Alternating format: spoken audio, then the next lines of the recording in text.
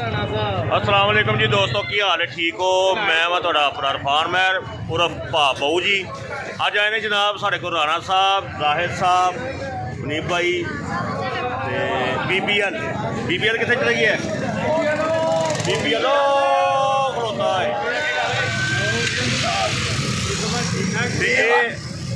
राणा। की आना तू? बंदे बड़े ठीक है। कौन भाई? बड़े चंगे बंदे आ। अच्छा। अल्लाह पाक लंबी जिंदगी देवे।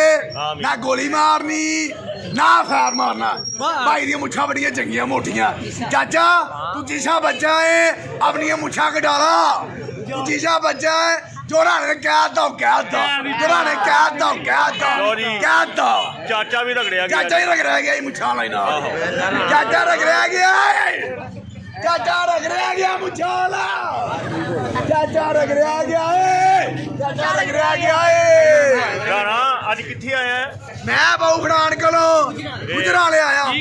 मैं वीडियो बनाना है मुंडिया नाल वीडियो बनाना है। बड़े चंगे बंदे आ। अल्लाह पाक लंबी जिंदगी देवे। ना गोली मारनी ना खैर मारना। जिन्ने बंदे खलोते लागे बहु फड़ान मेरा भरा लगदा है। मेरे लागे गया है। ना गोली मारनी लाहौर गया कम करन। उन्हें शामां नूं आ जाना गड्डी लैके आ जाना उन्हें। ओए बड़ा तेरा सस्ते भाई बड़ा चंगा बंदा है। अल्लाह पाक लंबी जिंदगी देवे। ना गोली मारनी ना खैर मारना। मेरे सारे वीर मेरे भैन भरा सारे बंदे चंगे। अल्लाह पाक लंबी जिंदगी देवे। ना गोली मारनी ना खैर मारना है। बॉर्डर पे लै जाओ। मेरा भरा लगता है। मेरा जिगर लगता है। मेरा भरा लगता है। ना गोली मारनी ना खैर मारना।